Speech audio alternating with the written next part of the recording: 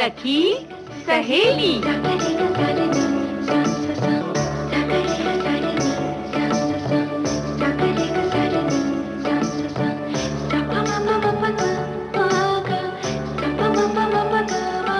सखी सहेली।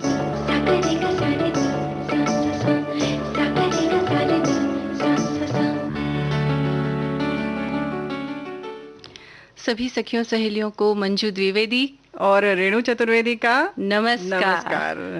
रेणु जी क्या बस यही पूछ रही थी मैं कि भाई आज आप थोड़ा सा मुझसे थोड़ी सी ऐसा लग रहा है कि दूर दूर हैं, क्यों आप? नहीं, जैसे कि अभी तुम्ही ने बताया कार्यक्रम में कि लॉकडाउन खत्म हो गया लेकिन कोरोना नहीं खत्म हुआ है। हाँ। तो जाहिर है कि हम बराबर बात करते हैं कि दूर रहे, तो आज हम थोड़ा सा दूर होके बात करते हैं और देखते हैं कि मतलब क्या लगता है, और कुछ तो नया प्रयोग भी करते रहना चाहिए कार्यक्रम में। बिल्कुल करते रहना चाहिए। और आज हम कार्यक्रम गीत से शुरू करें तो कैसा रहेगा मंजू? बिल्कुल कर सकते हैं। अब आपने कहा है तो गीत से शुरू करना ही पड़ेगा। और वैसे भी आप हमारी सखी हैं, बात तो माननी पड़ेगी ना आपकी।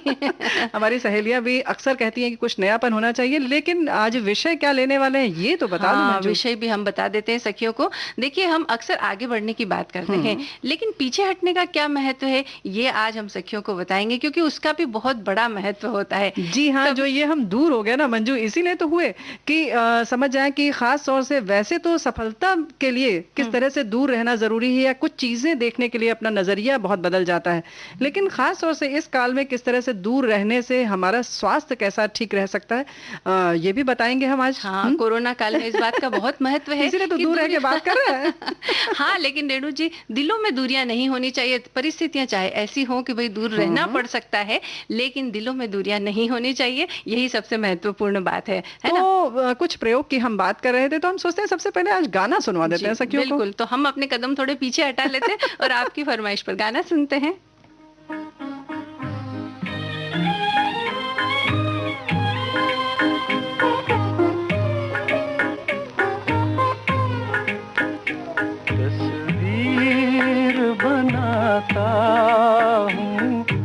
तस्वीर नहीं बनती, तस्वीर नहीं बनती, तस्वीर बनाता हूँ, तस्वीर नहीं बनती, तस्वीर नहीं बनती। एक ख्वाब सा देखा है, ताबीर नहीं बनती, तस्वीर नहीं बनती, तस्वीर बनाता हूँ, तस्वीर नहीं बनती, तस्वीर नहीं बनती।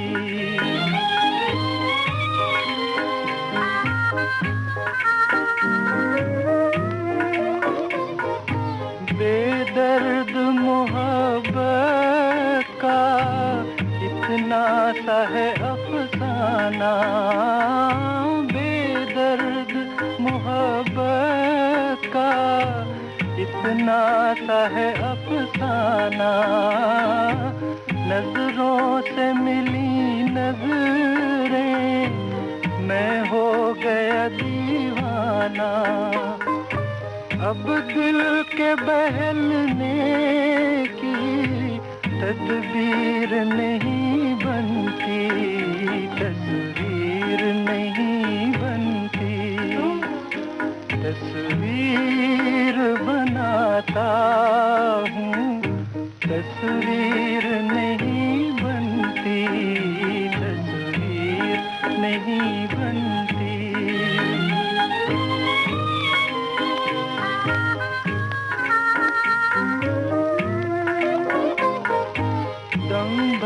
के लिए मेरी दुनिया में चले आओ, दम भर के लिए मेरी दुनिया में चले आओ।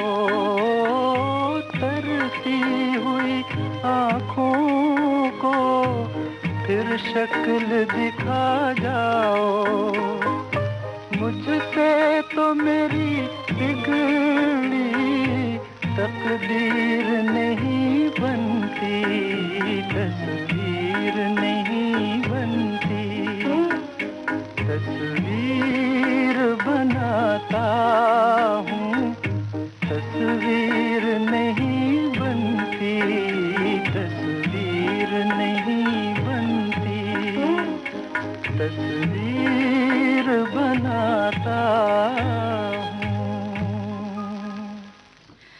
जी रेणु जी, तस्वीर बनाता हूँ मगर तस्वीर नहीं बनती। आज क्या सबसे पहले ये नया प्रयोग, मतलब बराबर सकारात्मक सोच की बात करते हैं हम लोग, हाँ और इस तरह से क्या मतलब क्या हाँ, कहना क्या चाह रही है बिल्कुल मंजू? कोई खास वजह है रेणु जी अच्छा। इसकी, बता देते हैं। देखिए जब भी हम कोई तस्वीर देखते हैं या फिर जैसे किसी ने कोई पेंटिंग बनाई है, उनकी एग्जीबिशन रहती, प्रदर्शनी रहती, या कोई और ऐसी हाथ से बनी हुई कोई चीज रहती है जिसकी प्रदर्शनी लगी हो, कभी कभी हम देखने जाते हैं ना रेणु जी, जब हम तस्वीर के बहुत नजदीक जाकर के देखते हैं ना, तो वो हमें थोड़ी सी धुंधली नजर आती, पूरी अच्छी तरह से दिखाई नहीं देती। तो उसके लिए हम क्या करते हैं, अपने कदमों को थोड़ा पीछे हटाते हैं, थोड़ा पीछे जाकर के देखते हैं, तो तस्वीर बिल्कुल स्पष्ट रूप से दिखाई देने लग क्या जाती बात है, ये ना? बात तो हम अक्सर करते हैं, लेकिन हमने कभी इस पर ध्यान नहीं दिया कि ये जो कदम पीछे हम हटाते हैं, अगर जिंदगी में जब हटाते हैं तो बड़े दुखी हो जाते हैं। लेकिन बिल्कुल सही कह रही हो मंजू कि जब हम किसी चीज को बहुत नजदीक से दिखते हैं तो वो सब खिचड़ी सा हो जाता है, सारी हाँ रेखाएं जो हैं उसकी मिल जाती हैं आपस में, हाँ और कुछ भी चीज स्पष्ट नहीं होती है। वहीं जब हम दूर जाते हैं तो उसकी एक एक रेखा, उसका रंग और उसके हर आयाम जो है वो बिल्कुल अलग अलग दिखाई देते हैं, बिल्कुल और कभी कभी तो उसमें 3 आयाम दिखाई देते हैं, गहराई दिखाई देती है कि हाँ अरे कितनी गहराई है, और वही पास में चले जाओ तो सब बेकार हो जाता हाँ, है। कुल मिला के बात सारी जो स्पष्ट है वो हो जाती है हाँ पीछे जाने से। उसी तरह से जब हम कोई फोटो खींचते हैं ना, हाँ। आजकल तो हर एक के हाथ में मोबाइल होता है, या फिर आप किसी अपने कैमरे से भी अगर फोटो खींचे और आप ये चाहते हैं कि कोई वृहद तस्वीर आपके कैमरे में कैद हो जाए, तो आप क्या करते हैं, थोड़ा पीछे हटते हैं, थोड़ा और पीछे जाते हैं, सोचते हैं नहीं अभी ये चीज नहीं आ रही है इसमें, या फ्रेम में केवल नहीं आ रही है ना, परिवार के अगर ज्यादा सदस्य हो, सबको लेना है उसमें, तो हाँ जाहिर है कि हमें थोड़ा पीछे पीछे हटना हटना पड़ता होगा, है ना? तब भी हम पीछे कदम हटाते हैं। तो हम बिल्कुल। ये नहीं कह सकते हमेशा कि पीछे हटने का मतलब हमारी हार हो गई है। पीछे हटने का मतलब कई बार ये भी होता है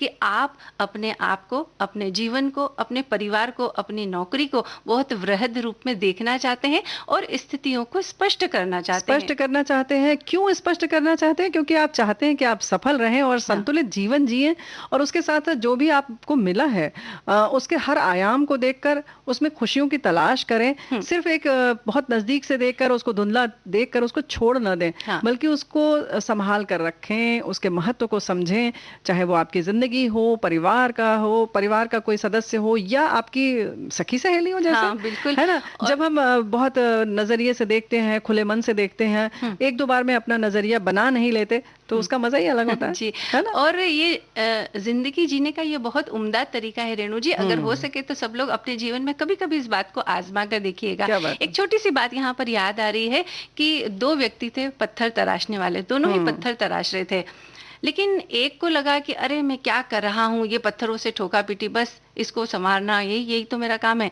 लेकिन दूसरे का नजरिया ये था कि नहीं, ये जो देवालय बन रहा है इसमें मेरा बहुत महत्वपूर्ण और अहम योगदान है कि मैं इस पत्थर को तराश रहा हूँ और ये पत्थर इस देवालय में लगेगा। तो ये नजरिए का फर्क होता है। तो इसी तरह से जब आप अपने परिवार को बनाते हैं, परिवार को चलाते हैं, घर में अनेक सदस्य होते हैं, नौकरी करते हैं, वहां भी आपको अनेक कार्य करने पड़ते हैं और दिन प्रतिदिन आप प्रगति करते हैं, आगे बढ़ते जाते हैं। लेकिन कभी कभी आपको ऐसा लगता है कि अरे बहुत परेशानी हो रही, क्या स्थितियां, कुछ भी समझ में नहीं आ रहा। उस समय अपने अहम को एक जगह पर छोड़ दीजिए, और उस अहम को छोड़ने के बाद आप जब पीछे कदम हटाते हैं तो आप देखेंगे कि जो दूसरे लोग हैं उनकी स्थितियां क्या हैं वो स्पष्ट हो जाती है। बिल्कुल स्पष्ट हो जाती हैं, और वहीं जो है उस स्थिति को हम मतलब थोड़ी देर बाद, एक बार पीछे आने के बाद हम उस पर कभी कभी विजय भी हासिल कर लेते हैं। और एक बात और है कि मंजू, बराबर कहा भी जाता है कि जब दरवाजा छोटा हो तो सिर झुका लेना चाहिए, हाँ। है ना। हर वक्त हम अगर ऊंचे बने रहेंगे तो मुश्किल होगी। सिर झुकाना एक तरह से कदम पीछे हटाने जैसा ही है। और वैसे भी जैसे महाभारत की अगर हम बात करें तो इसमें रणछोड़ नाम जो कृष्ण जी ने डाला, वो सिर्फ इसलिए है कि उसको धर्म की दृष्टि से अगर न देखें, एक हम व्यवहारिक दृष्टिकोण पे देखें, तो उन्होंने ये बता दिया कि कभी अगर आपको जरूरत पड़े तो आप रण छोड़ भी दीजिए। हाँ। उसमें कोई दिक्कत नहीं है, आप सारे अहम को किनारे करिए और ये जो जीवन रूपी युद्ध है उसमें से आप पीछे हट सकते हैं। हाँ। ये महाभारत में जो सब कुछ बताया गया है, गीता में जो बताया गया, वो इसीलिए सब कुछ है कि हम किस तरह से, एक जीवन दर्शन है, किस तरह से अपने जीवन में हम इसको उतार कर एक मतलब सफल जीवन जी सकते हैं। हाँ, हमारा मंतव्य बस यही होना चाहिए कि स्थितियां एकदम स्पष्ट होकर के सुलझ जाए, और उसके लिए अगर छोटे मोटे कदम पीछे भी हटाने पड़े तो उससे आप झिझके ना, बिल्कुल वो भी आपकी जीत ही होगी, हार नहीं होगी, उसे हार ना समझे। बिल्कुल सही है। और वैसे भी जब हम चलते हैं मंजू, तो कभी गौर किया कि एक कदम हमेशा आगे होता है और एक कदम हमेशा पीछे होता है। हाँ। तो ये जो पीछे वाला कदम है, अगर ये दुखी हो जाए तो क्या होगा? नहीं, हम वहीं चल रुक नहीं जाएंगे। पाएंगे। हाँ, जी। तो आगे बढ़ने के लिए जरूरी है कि हम अपने अहम को छोड़ें और पीछे वाले को आगे आने दें। बिल्कुल। तो ये स्थितियां जीवन में आती रहती हैं, इनसे घबराए ना, और ये जिंदगी जीने का जो एक बेहतरीन तरीका है इसको अपनाएं, और साथ ही साथ विविध भारती से जो संगीत का खजाना आपको लुटाया जाता है उसका भी आप आनंद लेते रहिए। क्या बात है! आज तो मंजू इतनी बड़ी और बढ़िया उम्दा बात मंजू ने शुरू की कि मजा आ गया कि मतलब हम कैसे कैसे आगे बढ़ें और दोनों कदम किस तरह से आगे बढ़ें और साथ में संगीत भी आगे बढ़ता रहे और जुड़ जाए, तो क्या बात है।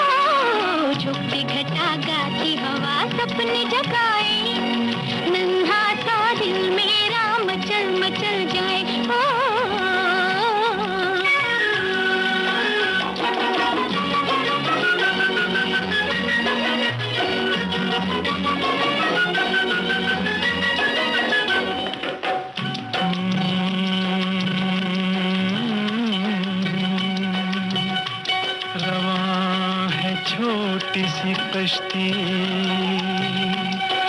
हवाओं के रुख पर, नदी के साज पे मल्लाह गीत गाता है। तुम्हारा जिस्म हर एक लहर के झकोले से, ओ मेरी शरीर निगाहों में झूल जाता है।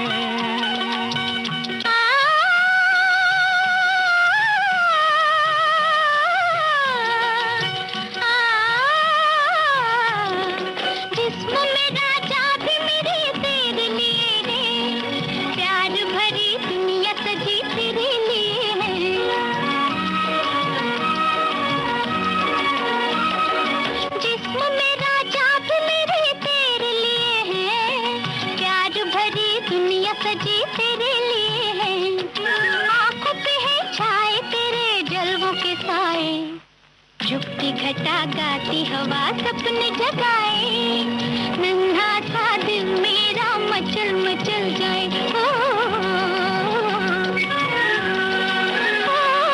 झुकती घटा गाती हवा सपने जगाए, नन्हा सा दिल मेरा मचल मचल जाए।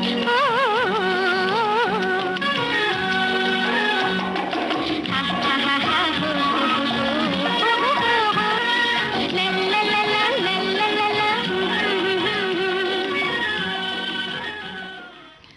कितना मीठा, कितना प्यारा गाना था ना रेणु जी, सुनते सुनते बस मैं इसी के अंदर खो गई थी। खो गई। लेकिन हमें बहुत सारे जो रोजगार की बातें हैं वो बताना है अपनी सखियों को। हाँ, अम, फ्लोरिकल्चर में रोजगार आप कैसे इसको अपना सकते हैं रोजगार के रूप में, आज हम ये बताएंगे अपनी सखियों को। बिल्कुल। देखिए, फूल किसे पसंद नहीं होते रेणु जी, सबको प्यारे लगते हैं, और फूलों का उपयोग कितना होता है ये भी हम जानते हैं। बिल्कुल। है ना? और कुछ लोग तो प्रतिदिन अपने ड्राइंग रूम में बैठक में ताजे फूल लगाते हैं उसमें गुलदस्ते में, दस्ते में, और बड़ा खूबसूरत लगता है क्योंकि हाँ। इनकी जो खुशबू है, हम बराबर कहते हैं कि अलग अलग तरह के फूल हैं, अलग अलग तरह के रंग है, और उतने ही तरह की खुशबू है इसमें। बिल्कुल। और धार्मिक आस्था की बात हो तो वहां भी हम सबसे पहले फूल चढ़ाते हैं, बिल्कुल। या कोई शादी ब्याह हो या ऐसा कोई और मौका हो, तब जब सजावट की बात आती है तब भी फूलों की जरूरत होती है हमें। हाँ, और कभी कभी दरवाजे पर सिर्फ पत्तियों का, जैसे कि अशोक हाँ। की पत्तियों का हम वंदनवार भी लगा देते हैं, हाँ। तो ऐसे लगता है कि कुछ उत्सव सा है माहौल, और बड़ा जैसे कि आपने सिर्फ लगा भर लिया और लगता है कि बस मन खुश हो गया। हाँ, है ना? और अगर किसी को बधाई देने जाना हो, शुभकामनाएं देने जाना हो, हाँ। तब भी तो हम गुलदस्ता ले जाते हैं, वो भी फूलों से बना होता है। बिल्कुल। और कभी कभी तो पहली बार जब मिलते हैं तब भी दे देते हैं फूल। हाँ, और कई बार अपने प्यार का इजहार करना हो तब भी फूल का महत्व बहुत बढ़ जाता प्यार है के ना। इजहार के लिए तो मुझे लगता है कि सिर्फ एक यही चीज है। हाँ, यानी नहीं कह के भी हम बहुत सारी बातें कह देते सिर्फ एक फूल के माध्यम से, है ना? बिल्कुल। तो फूल जो कि इतना महत्वपूर्ण है, तो जाहिर है कि कहीं ना कहीं इसमें व्यवसाय की भी संभावनाएं तो है। हाँ, बिल्कुल है। इसीलिए हम आज अपनी सखियों को बताएंगे कि फ्लोरिकल्चर में आप कैसे अपना करियर बना सकते हैं। तो इसके लिए बात यह है कि हमें ऐसा नहीं सोचना है कि आप कहाँ तक पढ़े हैं या आपकी उम्र क्या है, आप कभी भी इस व्यवसाय को शुरू कर सकते हैं। और सबसे अच्छी बात ये हाँ, है सबसे इसमें। अच्छी बात ये है। और छोटी सी स्किल होती है इसकी, आप 1-2 दिन की सिर्फ ट्रेनिंग लेकर के ये पता कर सकते हैं कि भाई इसमें कौन कौन सी बातों का ख्याल रखना है। तो और ऐसा भी है कि जितना आपको पता है, जितनी आपकी जानकारी है, उससे शुरू करें, और करते करते आप धीरे धीरे अपने खुद के अनुभव से और थोड़ी बहुत पढ़ाई के साथ, लोगों की जानकारी के साथ, और आजकल तो जैसे कि हम बराबर कहते हैं हाँ। कि आपके हाथ में सब कुछ है, किताबें हैं आपके हाथ में, फोन में आपके सब सुविधा उपलब्ध है, उससे देखकर पढ़कर आप उसकी जानकारी बढ़ा सकती हैं। बिल्कुल बढ़ा सकते हैं। और इस व्यवसाय को करने के लिए जितनी जमीन आपके पास में है बस आप उतना ही कीजिए। ऐसा तो है नहीं कि भाई आपके पास में 10-20 बीघा अगर जमीन है तो ही आप कर सकते हो, ऐसी बिल्कुल। कोई बात नहीं। जैसे अगर आपके पास में छत आपकी थोड़ी सी बड़ी है तो वहाँ जितने हो सकते हैं फूल आप वहाँ उगा सकते हैं, या आपके घर के पास वाला कोई प्लॉट खाली पड़ा है और आप सोचते हैं कि भाई इस जगह का उपयोग हो जाएगा तो वहाँ भी आप थोड़ा फूल वगैरह उगा सकते हैं, बिल्कुल। या थोड़ी जमीन है तो वहाँ उगा सकते हैं। जरूरत है कि आप बस मन बना लें कि आपको ये कार्य करना है, तो जाहिर है कि जमीन और संभावनाएं तो सब आपके सामने है। हाँ, और किस टाइप के फूल उगाना है ये आपको समझना होगा। आप कहाँ सप्लाई करना चाहते हैं ये आपको सबसे पहले पता करना होगा। जी। तो जहाँ आप सप्लाई करना चाहते हैं वहाँ किस टाइप के फूलों की आवश्यकता ये आप जान लें, और उसके पीछे की क्या स्किल है उसको अगर आप एक बार समझ लें तो उस तरह के आप फूल उगाएं और वहाँ सप्लाई कीजिए। और ये भी होता है रेणु जी कि कई लोगों को अपने घर में फूलों का गुलदस्ता चाहिए होता है तो वो घर में भी मंगवाते हैं, ऑफिस में भी मंगवाते बिल्कुल। हैं, वहाँ सप्लाई कीजिए। और कई लोग ये भी सोचते हैं कि पूरा का पूरा जो गमला होता है फूलों का वो हमारे घर में सुसज्जित हो, लेकिन उन्हें पता नहीं कि कैसे उगाना। तो आप ये भी कर सकते हैं कि वैसा पूरा गमला तैयार कीजिए और बेच दीजिए उनको। जी हाँ, है तो ना? ये हो गई बात कि किस तरीके का आप चाहती हैं। जैसे कि आप सिर्फ अगर वेणी बनाना चाहती हैं तो जाहिर है आपकी मोगरा, चमेली या कुछ ऐसे ही फूल आपको लगाएंगी जिससे कि वेणी बन सके, यानी कि हमारी जो सखियां हैं वो अपने बालों को सजा सकें उससे। हाँ। और वहीं जब मतलब पुष्प गुच्छ बनाने की बात आती है, यानी बुके बनाने की बात आती है, तो उसके फूल थोड़े अलग होते हैं। हाँ। उसके संग संग में कुछ सजावटी पत्तियां भी लगती हैं, तो आप उनको भी लगा सकती हैं, उनको उगा सकती हैं, फॉर्न जैसे होता है, बिल्कुल। और भी तरह तरह की होती हैं, उनके संग उनको सजाना होता है। हाँ। और ये आपके बस वही वाली बात है कि आप बाजार क्या है, आप कहाँ देना चाहती हैं, वही जो है घर में अगर आप फूलदान में लगाना है तो उसमें किस तरीके के फूल लगते हैं ये आप देख लें, और फिर उसी तरीके के फूल आप उगाएं। और इसी के साथ लॉन केयर भी आप कर सकते हैं। जैसे कई लोग होते हैं जिनके घर में लॉन होता है, बहुत बड़ा होता है, लेकिन उसकी देखभाल करने का उनके पास समय नहीं होता है। जी। तो आप अगर ये बात सीख लें और उसके बाद जिसे इसकी जरूरत है, जैसे वो बुलाते हैं हर 15 दिन में बुलाते हैं कि भाई इसको क्या कटिंग करना है, क्या इसके अंदर डालना है, किस तरह से रखना है इसको, और उसके टूल्स जो होते हैं वो सभी के पास नहीं होते, तो आप वो टूल्स अगर आपके पास हैं और थोड़ी थोड़ी-सी जानकारी है, तो आप अलग-अलग घरों में जा सकते हैं या अलग-अलग ऑफ़िस में जहाँ पर लॉन है, वहाँ जाइए और उसकी जो थोड़ी-सी उसकी देखभाल है वो कर की लीजिए, ज़रूरत है, वो बिल्कुल। कीजिए, तो ये भी एक आय का माध्यम हो सकता है ना? क्या बात है। और ये जो औज़ार इसके संग हैं, जैसा कि आप जानती हैं, खुरपी है, थोड़ा-सा गुड़ाई, निराई, इन सब चीज़ों के लिए कुछ औज़ार चाहिए होते हैं। वहीं आजकल जैसे कि पानी डालने के लिए जो हज़ारा होता था पहले, आजकल वो भी थोड़ा अलग तरीके के आने लगे हैं, जिसमें पंप करिए, खूब अच्छे से फुहारे जैसे निकलते हैं। वो सारी चीज़ें आप रख के एक छोटा-सा अपना औज़ार का डिब्बा बना लीजिए या बैग बना लीजिए और बस चल पड़िए काम पर। हाँ, इस बिल्कुल। तरह से कहीं मतलब घरेलू तरीके पे आप जाकर खुद अपनी सेवाएँ दे सकती हैं। और फूलों की देखभाल करना मतलब कितना नाजुक सा काम है और कितना प्यारा सा काम है। हाँ। यानी कि आप अपने मतलब स्वास्थ्य का भी ख्याल रख सकती हैं और हाँ। साथ में फूलों के भी स्वास्थ्य का ख्याल रख सकती हाँ, हैं। बिल्कुल। है ना? जब हम किसी गमले में या मिट्टी में रेणु जी कोई बीज डालते हैं और बीज से जब एक नन्हा सा पौधा निकलता है ना और उस पौधे को निकलते हुए बड़े होते हुए देखना, ये अपने आप में एक इतना अनोखा अनुभव होता है ना। इसको अगर आप थोड़ा-सा आनंद लेकर के इसको समझ करके देखें तो बहुत मज़ा आएगा। और बिल्कुल। इसी में जैसे-जैसे वो पौधा बढ़ता है उसी में आपकी आय के साधन भी छुपे होते हैं, आपका पैसा भी उसके अंदर छुपा होता है, हाँ। उसको भी आप महसूस कर सकते हैं। बिल्कुल। और सबसे अच्छी बात है कि इस व्यवसाय के लिए आपको कुछ ज़्यादा धनराशि की ज़रूरत नहीं है शुरू में। बहुत कम से आप शुरू कर सकती हैं और धीरे-धीरे आप उसको बहुत विस्तार दे सकती हैं और हो सकता है कि बहुत ज़्यादा पैसे आने लगे। और हो सकता है क्यों है, किसी भी चीज़ में अगर हम लगन से काम करते हैं और धैर्य से काम करते हैं तो ज़ाहिर है कि एक उज्ज्वल भविष्य हमारा इंतज़ार करता है और हम ज़ाहिर है कि सफलता हमारे कदम चूमती है। और एक फूलों भरा गीत भी हमारा इंतजार कर रहा ऐसा? है। चलिए सुनते हैं।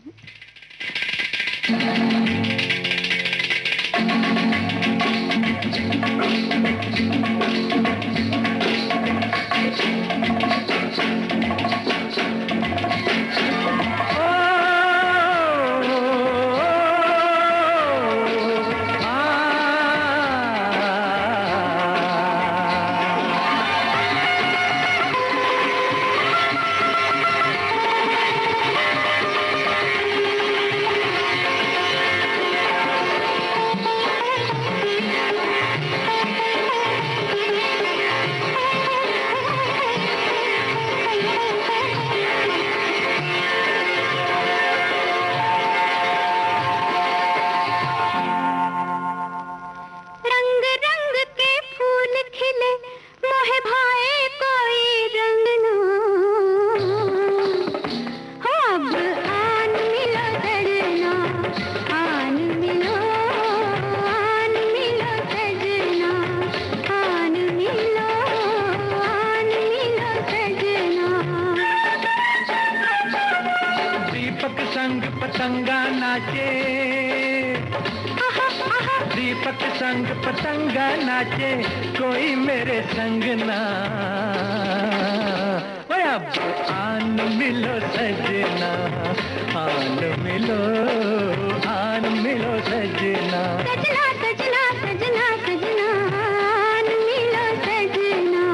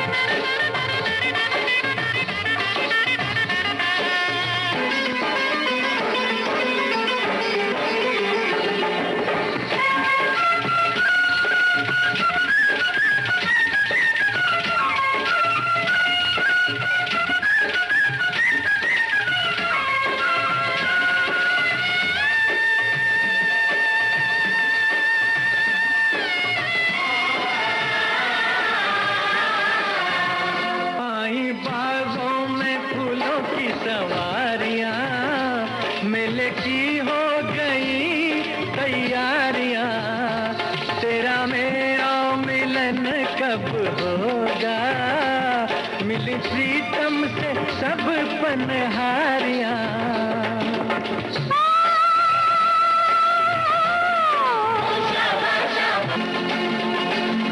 दूर दूर रह के जीने से मैं आ जाऊं तंग ना,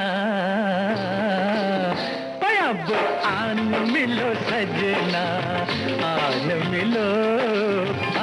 मिलो सजना।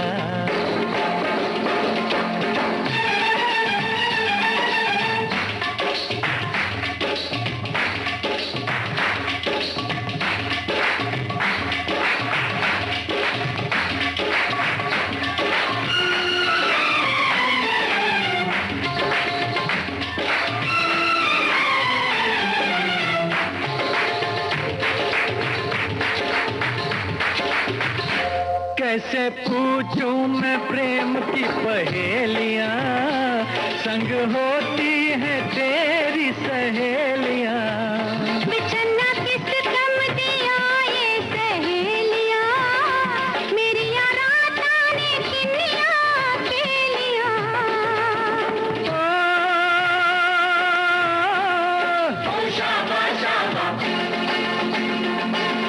रात रात भर नींद ना आए, खन खन खन के कंगना,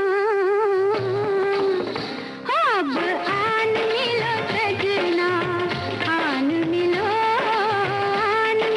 सजना।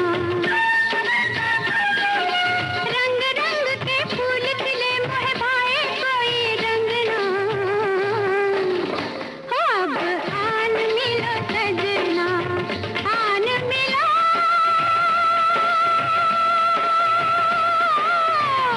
अब आन मिलो सजना, आन मिलो,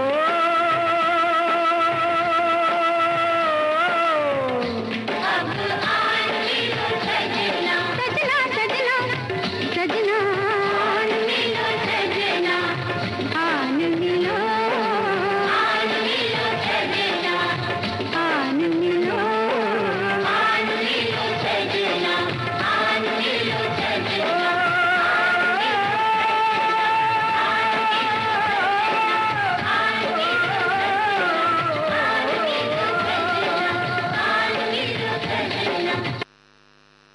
तो देखिए रेणु जी, फूल खिलने का कितना महत्व होता है कि जब फूल खिल जाते हैं तो मन की उमंगे तरंगे वो भी जाग जाती है और बिल्कुल जाग मिलने को जाती आतुर। है। हाँ, और जब हम खुश होते हैं तो हमें लगता है कि रसोई घर में चल के कुछ अच्छा सा बना लिया जाए। हाँ, बना लिया जाए। और इसीलिए तो आज हमने डाइटिशियन अश्विनी रेडकर से जो बातचीत की है ना, वो सुनवाने का निर्णय लिया है कि बना तो लिया जाए लेकिन उसके अंदर पौष्टिकता कितनी है, क्या है, कैसा है, ये सब जानकारी हमें कोई एक्सपर्ट ही दे सकते जी हैं। हाँ, ये तो पोषण आहार विशेषज्ञ अश्विनी रेडकर जी बताएंगी। तो सुनते हैं, राजुल ने इनसे बात की है।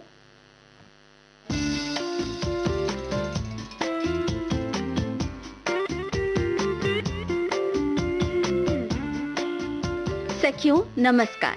पोषण के बारे में जितने भी हमारे सवाल हैं, जितनी भी हमारी जानकारी है, उसमें संतुलन बैठाने के लिए मौजूद है स्टूडियो में वेस्टर्न रेलवे की सीनियर डाइटिशियन अश्विनी रेडकर जी। अश्विनी जी, आपका बहुत बहुत स्वागत है। नमस्ते जी। जो पोषण की बातें हैं, कुछ लोग पोषण को कहते हैं रिच डाइट होनी चाहिए, कुछ लोग कहते हैं कि बहुत हरी सब्जियां खाना पोषण है। दरअसल पोषण क्या है ये बहुत कम लोग जानते हैं, और क्यों जरूरी है, इसका महत्व क्या है, इसके बारे में हमें बताइए। हमारा शरीर ये एक यंत्र है और ये यंत्र 24 घंटा काम करते रहता है। ये असंख्य पेशियों का बना है और हमें ज़रूरी होते हैं बहुत सारे पोषण मूल्य, जिसमें करीबन 40 से 45 है, जिसमें से हमें प्रोटीन्स ज़रूरी होते हैं, मिनरल्स ज़रूरी होते हैं, विटामिन ज़रूरी होते हैं, रेशे वाली चीज़ें हैं, पानी है। ये सब हमें ध्यान रखना है कि ये पोषण मूल्य है, न्यूट्रिएंट्स है, तो वो हमें 24 घंटे में सही वक्त पे मिलने होते हैं, सही प्रमाण में लेने होते हैं भोजन के द्वारा, और उनका सही मिश्रण होना रहता है। अगर हम कोई एक ही विटामिन ले रहे हैं या कुछ प्रोटीन खा रहे हैं तो इस तरह से उसके चयापचय नहीं हो पाएगी। मतलब पेशियों की जो झीज होती रहती है, इसके लिए पेशियों का बैंक बैलेंस एक बना रहने के लिए पोषण मूल्यों की आवश्यकता होती है। जैसे मैंने बहुत बार देखा है कि हम ऊपर से बहुत ही अच्छा दिखने की कोशिश करते हैं, सजते संवरते हैं, लेकिन अंदर से बहुत ही अच्छा महसूस होना, मुझे स्वस्थ लगना, ये बहुत जरूरी होता है। तो हमें हमेशा उत्साह, ऊर्जा महसूस होती रहती है।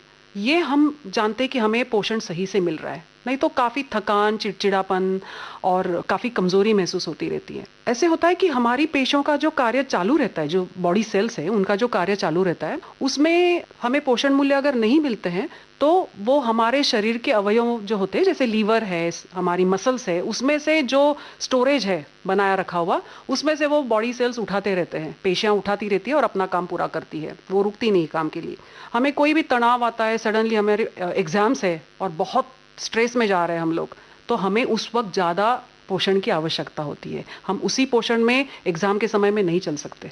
तो ये जो बातें होती है ये काफ़ी इंपॉर्टेंट होती है। हमारे शरीर के जो कार्य हैं वो शरीर के अंदर 24 घंटा चालू रहते हैं, भले हम सोए हैं, कार्य तो चालू रहते हैं। इसी सब के लिए हमें पोषण की आवश्यकता होती है। अच्छा, आपने कहा कि जब कुछ खास स्थितियां होती हैं तब ज्यादा पोषण की जरूरत होती है।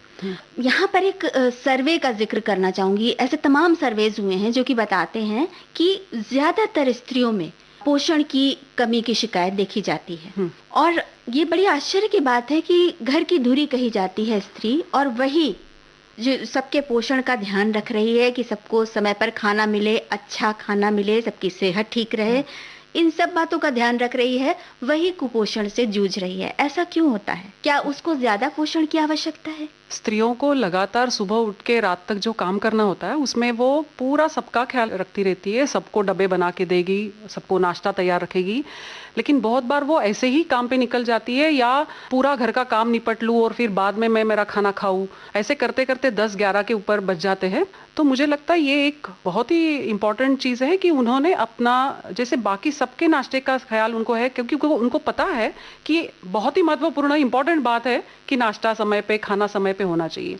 तो उन्होंने तो ये अपने खुद के लिए ज़रूरी है लेना है, टाइम पे नाश्ता खाना है, नाश्ता भी पोषक हो, जिसमें दूध के बने पदार्थ हो। अगर दूध नहीं ले पाती है तो दही ले या छाछ ले या उबाले हुए कुछ कड़धान्य ले, और जो भी अनाज साथ में लेना चाहती है, क्योंकि केवल अनाज या केवल रोटी सब्जी या केवल चाय रोटी या चाय बिस्किट ये पोषक नाश्ता नहीं हो पाता है। अश्विनी जी, ये तो हो गई स्त्री की बात, घर संभालने वाली स्त्रियां हैं। इसके अलावा एक बात और देखी जा रही है कि ये जो किशोर लड़कियां होती हैं, उनका मासिक धर्म शुरू हुआ है। बहुत सारी ऐसी तकलीफें होती हैं जो मासिक धर्म से जुड़कर किशोर लड़कियों को बहुत परेशान करती हैं। तो क्या ऐसी स्थिति में पोषक तत्वों की मदद से इस तकलीफ को दूर किया जा सकता है? बिल्कुल, ये हम तकलीफ दूर कर सकते हैं, लेकिन इसका ध्यान हमेशा ही उन्होंने शुरुआत से ही, बचपन से ही रखना होता है। तो जो माएँ हैं वो इसका थोड़ा सा अपनी बच्ची के लिए ध्यान रखें।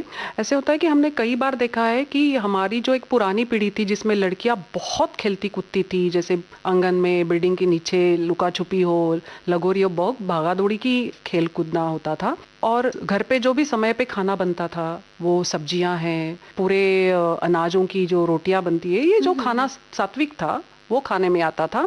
और मुझे याद है कि जैसे वड़ा पाव, बर्गर या केक सालों में 1-2 बार कोई ओकेजन पे ही होता था। अभी अगर आपने देखा है तो लड़के का ये तकलीफें बढ़ने का कारण यही कि उनका खेलना कूदना या एक्सरसाइज करना काफ़ी कम हुआ है बचपन से। तो देखा होगा तो आप, वो मोबाइल चैटिंग पे होती है या ग्रुप्स में बने घूमती रहती है, और खाने में तो अक्सर चिप्स और केक, फरसान, चिवड़ा इस तरह से ही खाना होता है। ये खाने से पेट भर जाता है, तो उनको जब वक्त पे खाना परोसा जाता है तो उनको वो खाना नहीं होता है, तो उसके लिए भूख नहीं होती। इवन पॉल्यूशन है और बदलती हुई जीवन शैली है, उनकी पढ़ाई के तनाव है, ये सब कुछ भी उसमें ध्यान हमें रखना पड़ता है। रात को जागते रहते हैं, इसमें हमारे हार्मोन्स और जो चयापचय है, जिसको मेटाबॉलिज्म हम कहते हैं, वो बदल जा रहता है। तो ये जीवन शैली का उनके परिणाम है। मासिक धर्म की जुड़ी जो समस्या का शिकार है, तो जैसे मैंने पहले भी कहा था कि पोषण द्रव्य जो है वो इनके शुरुआत से और अभी भी वैसे होने चाहिए, जिसमें सबसे ध्यान रखें कि जो जीवन सत्व अ वाली चीज़ें हैं, जिसमें गहरी हरी सब्जियां हैं, या लाल केशरी पीले रंग के फल है या सब्जियां हैं, और बहुत अच्छी तरह से प्रोटीन्स ले। अब प्रोटीन्स में जो ये बातें हैं तो उसमें दूध और दूध से बनी सब चीजें हैं, दालें हैं, कड़धान्य है, साबुत दालें जो होती है, चने, मूंग, मसूर, जिसको हम स्प्राउट्स कहते हैं, वो रहे उसमें। और जो मांसाहार करते हैं वो मांसाहार भी कर सकते हैं, अंडा वगैरह ले सकते हैं। तो ये सभी चीज़ों प्रोटीन में आती है। दूसरी बात है कि सही चॉइस करे, कहीं भी जाए खाना खाने के लिए। अभी जैसे घर पे आई शाम के समय, बहुत लेट हो गया है, उस समय शाम को आप दूध लेने का वक्त वगैरह टल गया है, तो रात को सोते समय अगर लेना चाहती है लड़कियाँ, तो ये सब चीज़ें टाइम टू टाइम और डिसिप्लिन से करें, नियमित से करें, तो काफ़ी फायदा हो सकता है। ये आपने बहुत अच्छी बात बताई। एक सवाल मेरे दिमाग में आ रहा है कि कुपोषण क्या चीज होती है? कुपोषण ऐसे है कि दोनों तरह का कुपोषण होता है। ओवर न्यूट्रिशन, ज्यादा प्रमाण में पोषक द्रव्य अति प्रमाण में लेने से होता है, वो भी कुपोषण है, और कम प्रमाण में लेने से वो भी कुपोषण है। जैसे मैंने कहा था कि पेशियों को जरूरत होती है, मतलब करीबन कहते हैं कि 3 से 4 घंटों के अंतर पर आप सही पोषक द्रव्य पेशियों को पहुंचा दें, ताकि पेशियां अच्छी तरह से काम करती रहेगी, उनका पोषण होता रहेगा। तो अपनी जो बाल है, अपनी जो त्वचा है, अपने जो शरीर के अंदर जो हार्मोन्स बनते रहते हैं, जो एंजाइम्स बनते रहते हैं, जो हमारे मेटाबॉलिज्म में काम आते हैं, चयापचय में काम आते हैं, वो सभी प्रोटीन से बनते हैं। तो इसमें ज़रूरी होता है कि प्रोटीन्स हो। अगर ये प्रोटीन्स कम हो जाते हैं तो प्रोटीन का कार्य रुक जाता है। और सीधे सीधे ये हमें ध्यान में रखना चाहिए कि 40 से 45 ग्राम तक का प्रोटीन हमारे जो लड़कियां हैं उनको लगता ही लगता है, मतलब मिनिमम उतना प्रोटीन जाना है। तो कहने का मतलब ये होता है कि धीरे धीरे आजकल की लड़कियां बहुत सारे प्रगत तंत्र सीख रही है, एडवांस सब कुछ वो टेक्नोलॉजी सीख रही है। तो मुझे लगता है इसके बारे में थोड़ा मालूम करे, कम से कम अपना प्रोटीन कैलकुलेट करे वो कितना खा रही है, क्योंकि बहुत बार ऐसे होता है कि हम कैलोरीज कैलकुलेट करते रहते हैं और प्रोटीन कैलकुलेट करना सीखते नहीं है आजकल। अश्विनी जी, यहाँ पर आप हमारी सखियों की एक मदद कीजिए। जैसे कि अभी आपने बताया कि प्रोटीन दालों में होता है, तो अगर मान लीजिए वो 1 कटोरी दाल खा रही हैं, तो क्या उनको जो प्रोटीन की आवश्यकता है वो पूरी हो जाएगी? पूरे दिन की प्रोटीन की आवश्यकता बिल्कुल पूरी नहीं हो जाएगी। हम अगर सोचे हमारा खुद का खाना, तो हमारे पूरे दिन में 1 कटोरी दाल मुश्किल से आती है। लेकिन पूरे दिन में जैसे सुबह उठ के एक चाय बिस्किट फटाफट ली और हम निकल गए बाहर, फिर बीच बीच में जैसे कुछ सहेलियां मिल जाती है, ऑफिस में एक साथ बैठ के कुछ चिवड़ा फरसाण हो जाता है। दोपहर के समय हम टिफिन लाते, उसमें रोटी सब्जी होती है, और शाम के समय वैसे ही कुछ पैकेट खोलते हैं, चिवड़ा फरसाण या टोस्ट बटर। या अगर घर में रहने वाली स्त्रियां हैं तो भी इतना ज्यादा वो नहीं खा पाती। तो नॉर्मली ढांचा खाने का इसी तरह से पैटर्न होता है, 2 वक्त का चाय, और या तो सुबह कुछ लेती भी नहीं है, बिना नाश्ते के सीधे लंच पे आ जाती है। लेकिन अगर लंच में हम चपाती भाजी भी खा रहे हैं तो भी प्रोटीन तो नहीं है, क्योंकि प्रोटीन क्योंकि जो पदार्थ मैंने अभी बताए वो तो रोटी सब्जी में आपको ऐसे प्रोटीन मिलने वाला नहीं है। जो प्रोटीन मिलेगा वो दुय्यम दर्जे का होगा, मतलब उत्तम श्रेणी का नहीं होगा। तो उत्तम श्रेणी के प्रोटीन के लिए हमें दूध की चीजें या अब दालों का इस्तेमाल करके ही उत्तम प्रोटीन बना सकते हैं। दालों को अनाजों के साथ मिला के अगर कोई चीज बनाई जाती है, जैसे बहुत बार हमने देखा है कि चावल और दाल मिला के ढोकला बना लिए या थेपला बना लिए। इस तरह से जो कॉम्बिनेशन मील है, अच्छा, सही मिश्रण से किया हुआ ये जो मील है, वो आपको अच्छे प्रोटीन देता है, अच्छी पोषक तत्व देता है। हमारा पोषण अच्छा करने के समय जब हम अच्छे खाद्य पदार्थों का ध्यान रखते हैं, तो साथ साथ ये बातों का भी ध्यान रखें कि हमें शक्कर या मैदा, बिस्किट, बेकरी की चीजें ये अति प्रमाण में नहीं लेना चाहिए। हम सभी को यही कहते हैं कि जैसे इमरजेंसी में लिया करो। आप लंबे समय कहीं रुके हुए हो, ट्रैवल कर रहे हो, कोई इमरजेंसी सिचुएशन आई है कि जहाँ आपके सही खाना नहीं मिल पाएगा, उस वक्त के लिए वो चीजें रख दो। लेकिन जब बाकी के वक्त आपको पोषण मूल्यों के साथ खाना मिल सकता है, वो पहले खा ले। बहुत अच्छी और ऐसी स्वास्थ्यवर्धक ये जानकारी है, जिससे मतलब कई बार अनजाने में हम कुछ ऐसा कर बैठते हैं कि जिससे हमारा जो शरीर में पोषण पहुंचना चाहिए वो नहीं पहुंच पाता। आपने इस बारे में इतनी अच्छी जानकारी दी, हमें लग रहा है कि इस बारे में और आपसे बातें करें। तो सखियों से यही कहेंगे कि इस बातचीत को हम अगली बार लेकर फिर आपके पास लौटेंगे। चलने से पहले अश्विनी जी, सखियों को एक गाना आपकी पसंद का सुनवा दिया जाए तो कैसा रहे? बहुत ही अच्छा। कौन सा गाना सुनवाए? अभिमान जो एक पिक्चर था, उसका कोई भी एक गाना सुनवा दीजिए, बहुत मेरे भी पसंद का है। लुटे कोई मन का नगर बन के मेरा साथी, लुटे कोई मन का नगर बन के मेरा साथी। कौन है वो सपनों में कभी ऐसा कहीं होता है, ये तो बड़ा धोखा है। लुटे कोई मन का नगर बन के मेरा साथी।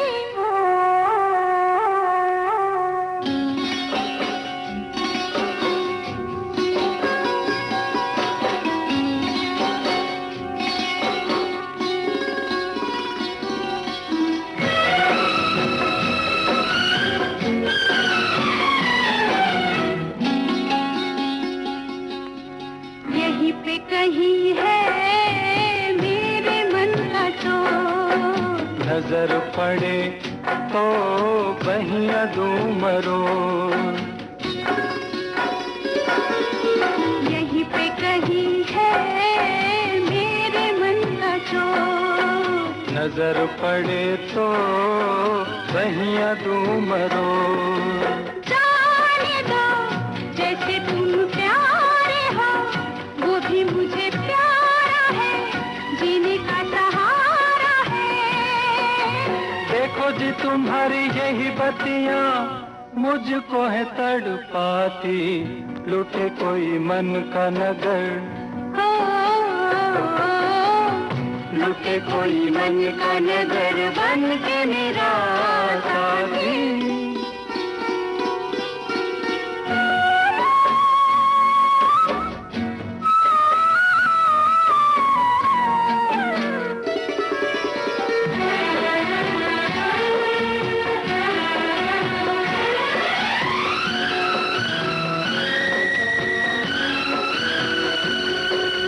रोग मेरे जी का, मेरे दिल का चैन, सावला सा मुखड़ा उस पे कारे ने, रोग मेरे जी का, मेरे दिल का चैन, सावला सा मुखड़ा उस पे कारे ने।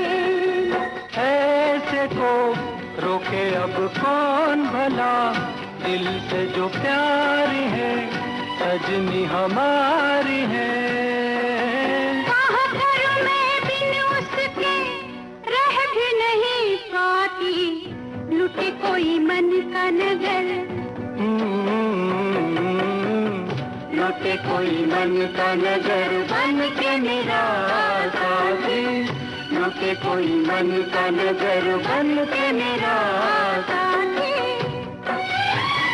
साथी। साथी।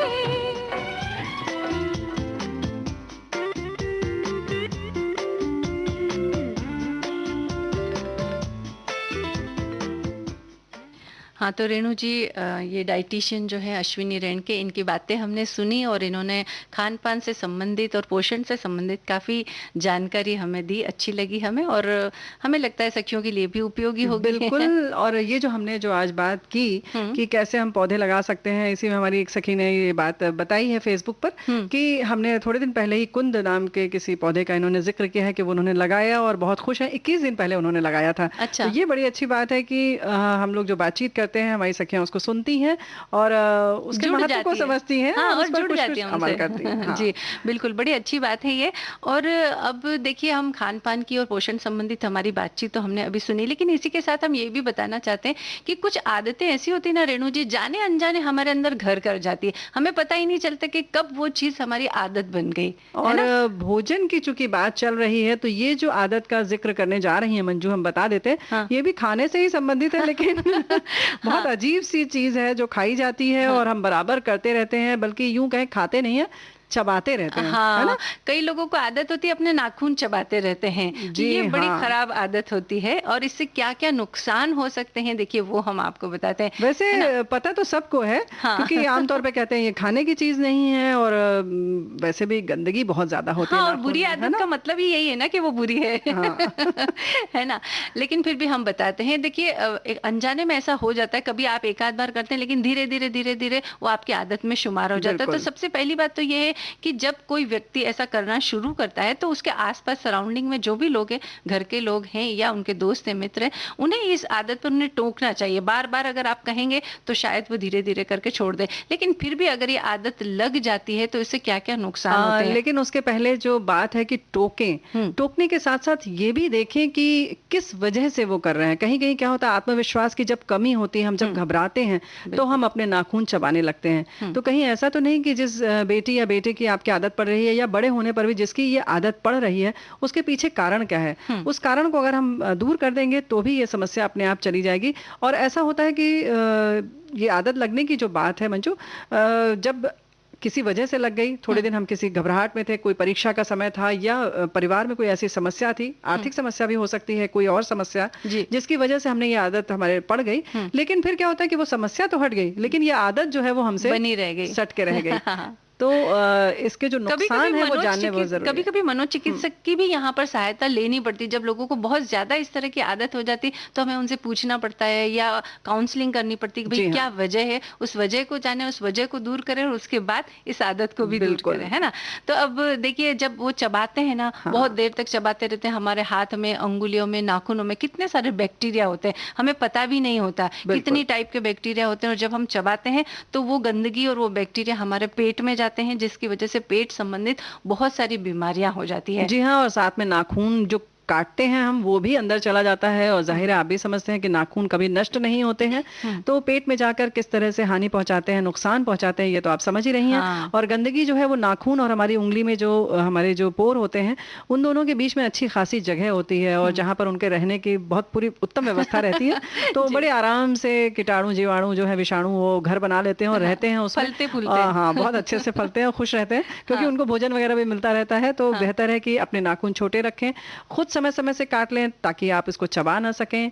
और उसके साथ साथ समझ ही रही हैं कि गंदगी किस तरह से अंदर जाती है और वहीं नाखों को, हमारे दांतों को भी ये नुकसान पहुंचाते हैं। दांतों को भी एक एक्स्ट्रा काम करना पड़ता है ना, खाने के अलावा भी ये सब जब आप काटते हैं तो उन्हें भी एक्स्ट्रा काम करना पड़ता है। उसकी वजह से उसका इनेमल घिस जाता है और कई बार तो दांत टेढ़े मेढ़े हो जाते हैं, यानी कुछ जगहों से वो टूट जाते हैं और उन दांतों के बीच में गैप हो जाता है। इस तरह की समस्या भी इससे आती है। बिल्कुल, जैसे कि क्योंकि क्या होता है कि जब हम दांत से चबाते हैं इसको, तो जो आपने बताया कि ऊपर जो एक परत होती है, हमारे एनामेल जो होता है, जो हमारे दांतों को सुरक्षित रखते हैं, वो नष्ट होते हैं। वहीं पर कभी कभी क्या होता है कि दो दांत के बीच में कुछ जगह होती है, तो हमारी एक आदत पड़ जाती है कि मुंह में हम अपनी उंगलियों को रखते हैं और नाखून से कुछ कुछ हरकत करते रहते हैं। तो उन दांतों के बीच में हम उंगली वो है जब कुरेदते रहते हैं, फिर उसमें जो जगह बच जाती है तो हम उसमें नाखून डालते रहते हैं। उससे क्या होता है, धीरे धीरे उसमें जगह बढ़ती जाती है और दांत इधर उधर खिसक जाते हैं। जब इस तरह से दांत खिसकते हैं तो आप भी समझ रही हैं कि जड़ें उसकी कमजोर होती हैं, क्योंकि कोई भी चीज जब हिलती है, जैसे अगर हम पौधे का लें उदाहरण, तो जैसे हम ऊपर से पौधा हिलाते हैं तो जाहिर है कि उसकी जड़ तक हिलती है। तो वैसे ही दांतों के साथ भी होता है कि जब वो अपनी जगह इधर उधर हिलते हैं, जब हम दांत नाखून से उनको जगह बनाते हैं अच्छी तरह से, तो वो इधर उधर हो जाते हैं, तो जड़ें उनकी कमजोर करते हैं, हम खुद ब खुद अपने हाथ से नुकसान करते हैं। और हमारी जो सखियां जैसे नेल पॉलिश लगाती है और उसके बाद नाखून अगर चबाती हैं, तो वो जो नेल पॉलिश के अंदर कितने सारे रसायन होते हैं, वो रसायन भी हमारे पेट में जाते हैं, वो भी हमारा नुकसान करते हैं। और जब हम बहुत ज्यादा इनको काट लेते हैं ना उंगलियों को, तो बहुत देर तक ये गीली भी रहती है और कट भी जाती है, तो वहां भी छोटे छोटे घाव होकर के उनमें भी बैक्टीरिया पनपते हैं। क्यों, हमारी लार में जो बैक्टीरिया होते हैं वो उंगलियों में लगते हैं, तो उनको नुकसान पहुंचाते हैं। उसमें उंगलियों में भी फंगस लग जाती है या फिर बैक्टीरिया की वजह से वहां घाव हो जाते हैं। कुल मिला के कहने का मतलब ये कि नुकसान ही नुकसान है। जब आपको कोई भी तकलीफ होगी तो फिर आप डॉक्टर के पास जाएंगे, तो वो भी नुकसान ही हुआ आपका। यानी कि अब ये पैसे की बात कर रही है मंजू की, यानी पैसे का भी नुकसान आपके होगा। लेकिन उसके साथ साथ है कि जब नाखून खत्म हो जाते हैं, तो जब हमारी आदत पड़ी होती है, तो हम धीरे धीरे जो हमारी उंगलियों के जो आसपास की जो त्वचा होती है, हम उसको भी काटने लगते हैं। और जाहिर है जो घाव की बात कर रही है मंजू, वो इसी की बात कर रही है कि उसके आसपास किनारों पे जो छोटे छोटे डेड स्किन भी कह सकते हैं, लेकिन कुछ धीरे धीरे वो जो हमारी जीवित त्वचा है, यानी जिसमें जान है, उनको भी हम काटने लगते हैं अपनी दांतों से, क्योंकि अब हमारी आदत पड़ गई है, दांतों को कुछ चबाना है तो हम मुंह में उंगली रखनी है, तो हम ये सब हरकतें करने लगते हैं। तो थोड़ा सा इन सारी चीजों से बचें। और खास तौर से कोरोना काल की जो बात चल रही है, जैसे आज हम देखो दूर रह के बात कर रहे हैं मंजू, क्योंकि डिस्टेंस मेंटेन करना बहुत जरूरी है, सामाजिक दूरी बनाए रखना बहुत जरूरी है। वैसे ही आजकल तो खास तौर से अपने मुंह के पास हाथ न ले जाए, किसी भी तरह से बार बार साफ सफाई का ख्याल रखें और स्वस्थ रहें। बिल्कुल स्वस्थ रहें और स्वस्थ रह करके संगीत का आनंद लें।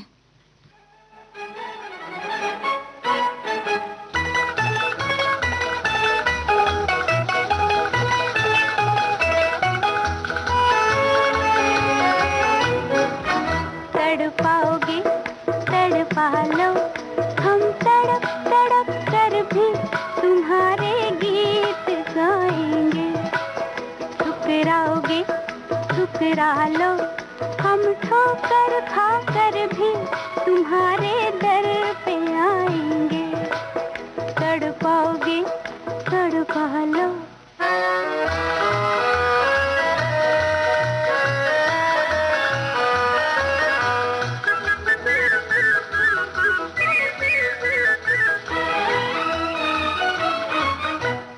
कब तक जानेगा ना चंदा दर्द चकोरी का,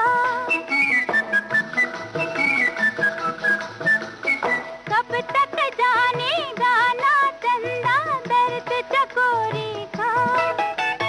एक दिन तो ये फूल सुनेगा बुलबुल का शिकवा, बेवफा प्यार में कब तलक ये पर्दा, तड़पाओगे तड़पा लो, हम तड़प तड़प कर भी तुम्हारे गीत गाएंगे, तड़पाओगे तड़पा लो।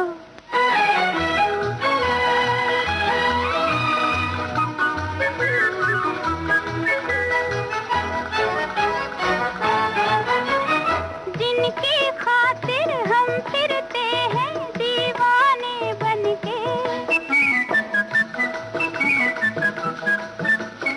जिनकी खातिर हम फिरते हैं दीवाने बनके, वो हमसे जब मिलते हैं तो बेगाने बनके, इश्क में रह गए हम फसाने बनके, तड़पाओगे तड़पा लो, हम तड़प तड़प कर भी तुम्हारे गीत गाएंगे, तड़पाओगे तड़पा लो।